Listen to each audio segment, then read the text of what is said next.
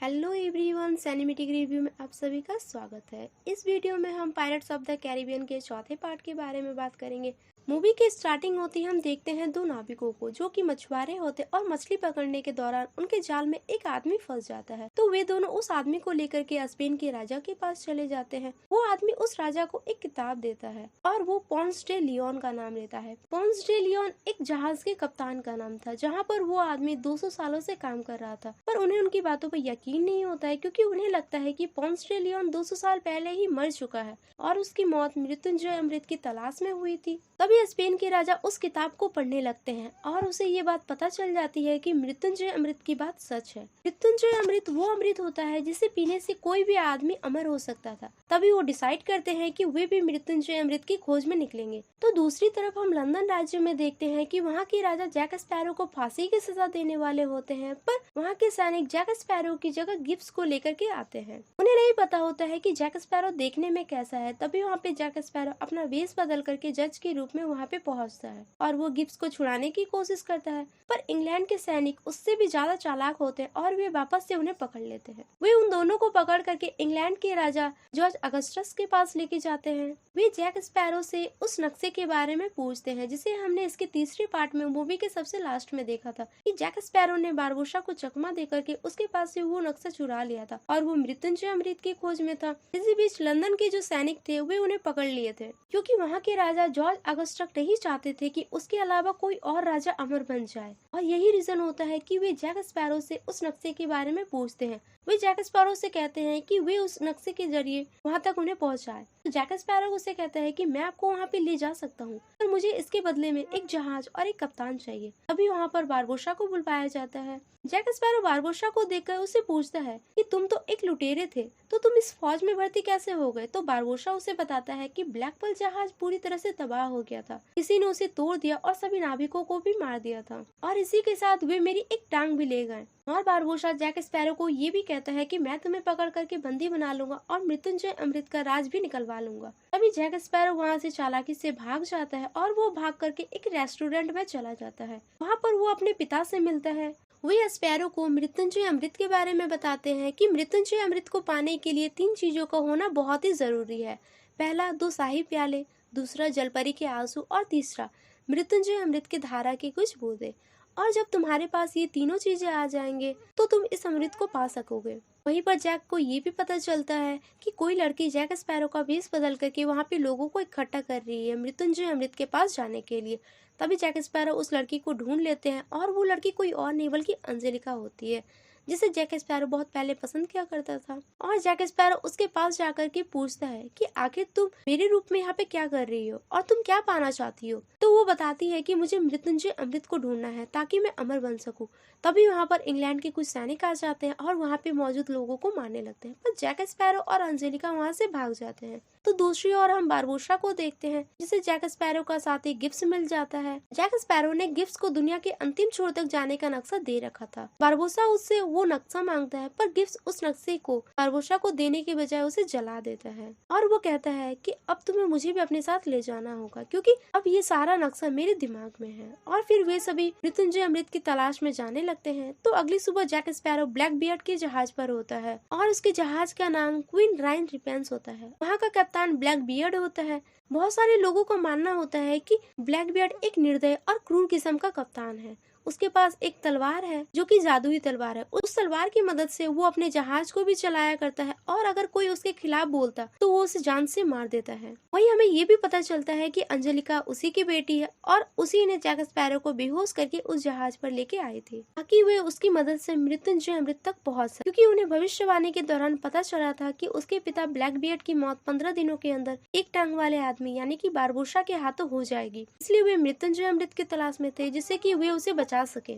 और वहाँ पर वो पादरी भी होता है जिसने वो भविष्यवाणी की थी। अब हमें ये पता चलता है कि 3 टीम मृत्युंजय अमृत की तलाश में जा रही होती है। पहला स्पेन के राजा की टीम, दूसरा इंग्लैंड के राजा की टीम और तीसरा ब्लैक बियर्ड की टीम। तो वही रात के समय क्वींस राइन रिपेंस जहाज पर जैक स्पैरो सभी लोगों को ब्लैक बियर्ड के खिलाफ भड़का देता है और वे सभी उस जहाज पर कब्जा करने की कोशिश करते हैं। पर तभी ब्लैक बियर्ड उन सभी को अपने तलवार की मदद से मारने लगता है और वो जैक स्पैरो को मारने ही वाला होता है। तभी अंजेलिका उन्हें ऐसा करने से मना करती है क्योंकि उन लोगों को मृत्युंजय अमृत तक पहुंचने के लिए उसकी जरूरत थी। पर जैक स्पैरो वहां नहीं जाना चाहता था, तो ब्लैक बियर्ड जैक स्पैरो का एक पुतला बना करके उस पर चाकू से वार करता है। इसका असर जैक स्पैरो पर पड़ने लगता है और वो कहता है कि अगर मेरी मौत से पहले तुम वहाँ पे नहीं पहुँचे तो मैं तुम्हें मार दूंगा। तो जैक स्पैरो को उसकी बात माननी पड़ती है और वहाँ पर जैक स्पैरो को ये भी पता चलता है कि ब्लैक बियर्ड ने ही ब्लैक पर्ल जहाज पर कब्जा करके उसे एक बोतल में डाल करके रखा है। वहाँ पर कई और भी जहाज है जिसे ब्लैक बियर्ड ने कैद किया हुआ है। अगले दिन ब्लैक बियर्ड अपनी पूरी टीम को लेकर के व्हाइट केप खाड़ी पर पहुंच जाता है। ये वो जगह होती है जहाँ पर सभी जलपरियां रहती है।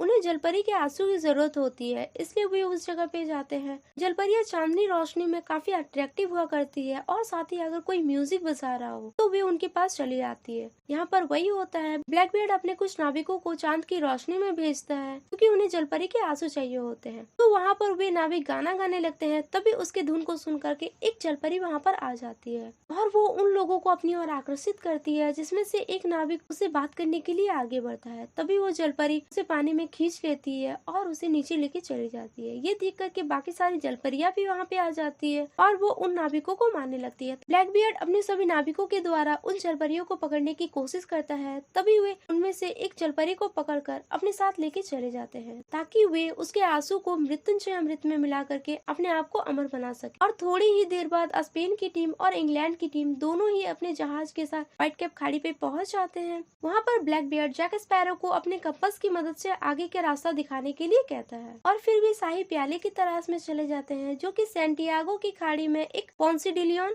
मशहूर जहाज है जिसमें कि वे प्याले रखे हुए हैं। और जैक स्पैरो को अकेले ही वहाँ भेजा जाता है। वहाँ पर जाने के बाद जैक स्पैरो को पता चलता है कि उससे पहले ही बारबोसा और उसकी टीम वहाँ पहुँच चुकी है। दोनों के बीच उस शाही प्याले के लिए लड़ाई होने लगती है, लेकिन जब वे उस संदूक में देखते हैं तो वहाँ पर वे शाही प्याले नहीं होते हैं क्योंकि स्पेन के राजा उनसे पहले ही वे प्याले वहाँ से चुरा चुके थे। बारबोसा उन स्पेन के जहाजियों का पता लगाता है और वो जैक स्पैरो को अपने साथ लेकर के वहाँ पे चला जाता है। वहाँ पर वे प्यालों को लेकर के भाग रहे होते हैं, तभी वहाँ के सैनिक उन दोनों को बंदी बना लेते हैं और जैक स्पैरो चालाकी से उस रस्सी से खुद को छुड़ा लेता है और वो बारबोसा को छुड़ा करके वहाँ से भाग जाता है। तो दूसरी ओर हम ब्लैकबियर्ड को देखते हैं, जो कि जलपरी से आंसू पाने के लिए उसे कई तरह से चोट पहुँचाने की कोशिश करते हैं। वे उस पादरी को मारने की धमकी देते हैं क्योंकि उन्हें पता चल गया था कि जलपरी पादरी को पसंद करने लगी थी और उन्हें लगता था कि अगर वो उस पादरी को चोट पहुंचाएंगे तो जलपरी उसे अपना आंसू दे देगी। पर इतनी कोशिशों के बाद भी वो जलपरी अपने आंसू नहीं देती है। तभी वो उस पादरी को मार देते हैं और उसे जंगल में फेंक देते हैं, पर वो पादरी किसी तरह से वहाँ से बच जाता है। तो उधर स्पैरो उस प्याले को लेकर के ब्लैकबर्ड के पास पहुँच जाता है और वे वहाँ से आगे जाने लगते हैं। थोड़ी ही दूर जाने के उन्हें वो पहाड़ी दिख जाती है जहाँ से मृत्युंजय अमृत तक जाने का रास्ता होता है। वे सब उस गुफा के अंदर चले जाते हैं, पर वहाँ पर आगे से रास्ता नहीं होता है। तो जैक स्पैरो उस प्याले को अपने हाथ में उठाकर आपस में टकरा देता है।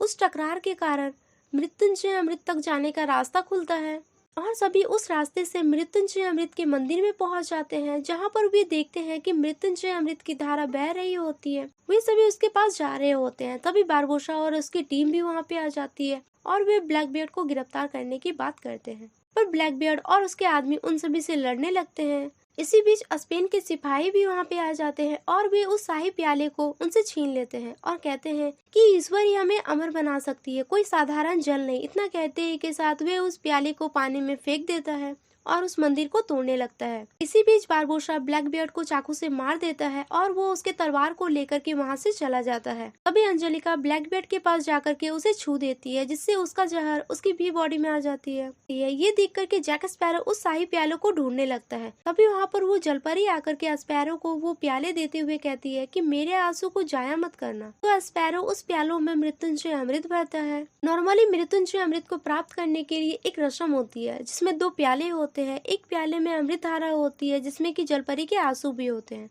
और दूसरे प्याले में सिर्फ मृत्युंजय धारा होती है।